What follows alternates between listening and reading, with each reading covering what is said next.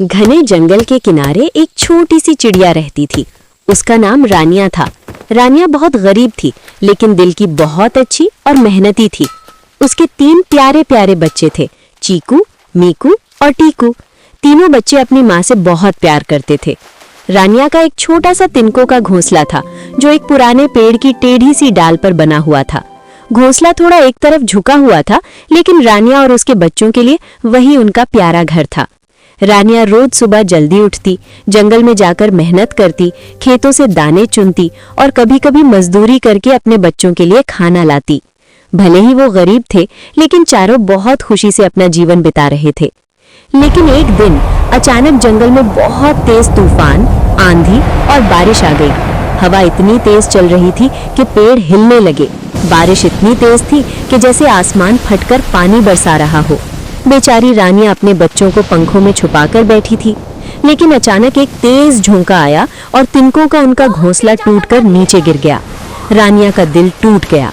अब रानिया अपने तीनों बच्चों को लेकर एक पेड़ के नीचे खड़ी थी। चारों पूरी तरह भीग रहे थे। छोटा टीकू कांपते हुए बोला, माँ, हमें बहुत ठंड लग रही है। रानिया की आंखों में आंसू आ गए। वो मन ही मन सोचने लगी, अगर हम ऐसे ही खड़े रहे तो मेरे बच्चे बीमार पड़ जाएंगे, मुझे किसी से मदद मांगनी पड़ेगी। फिर रानिया ने अपने तीनों बच्चों को अपनी पीठ पर बैठाया और उड़ते हुए जंगल के दूसरे पक्षियों के घर मदद मांगने निकल पड़ी। सबसे पहले वो सफेद कबूतरी के घर गई। उसने दरवाजा खटखटाया, लेकिन कबूतरी ने दरवाजा नहीं खोला। बेचारी रानिया निराश होकर आगे बढ़ गई। फिर वो पहुंची कालू कौवे के घर। कालू कौवा और उसकी पत्नी गोरी कौवी अपने बड़े और सुंदर घर में रहते थे। उस समय दोनों पति पत्नी आपस में लड़ रहे थे। तभी दरवाजे पर दस्तक हुई। कालू कौवा दरवाजा खोलता है और सामने भीगी हुई रानिया और उसके 3 छोटे बच्चों को देखता है।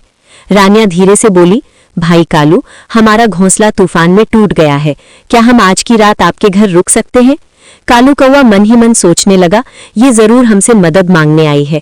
अगर ये घर में रहे तो इसके बच्चे शोर करेंगे और हमें सोने नहीं देंगे। तभी उसकी नजर रानिया के पास रखी अनाज की बोरियों पर पड़ी।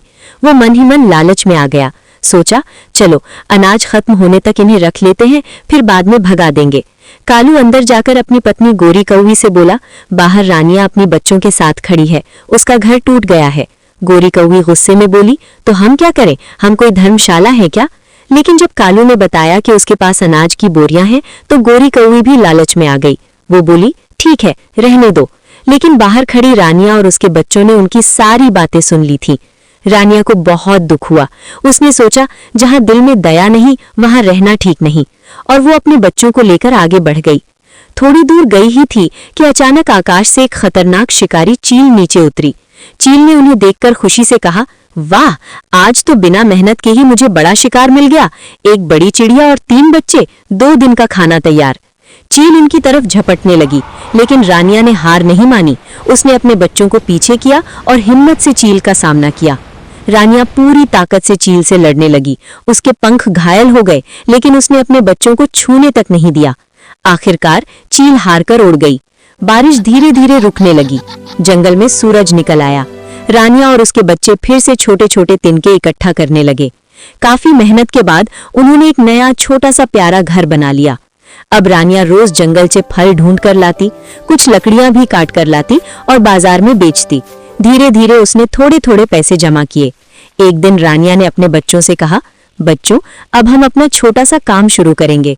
फिर रानिया ने जंगल के किनारे पानी पूरी की छोटी दुकान खोल ली। रानिया की बनाई पानी पूरी इतनी स्वादिष्ट थी कि धीरे धीरे पूरे जंगल में मशहूर हो गई। दूर दूर से जानवर और पक्षी पानी पूरी खाने आने लगे। अब तो ऑनलाइन ऑर्डर भी आने लगे। रानिया पार्सल भी देने लगी। धीरे धीरे रानिया की कमाई बढ़ती गई। उसने एक बहुत सुंदर घर खरीद लिया। उसके बच्चे भी बड़े हो गए और अच्छे स्कूल में पढ़ने लगे। अब जंगल में हर जगह रानिया की मेहनत की चर्चा होने लगी।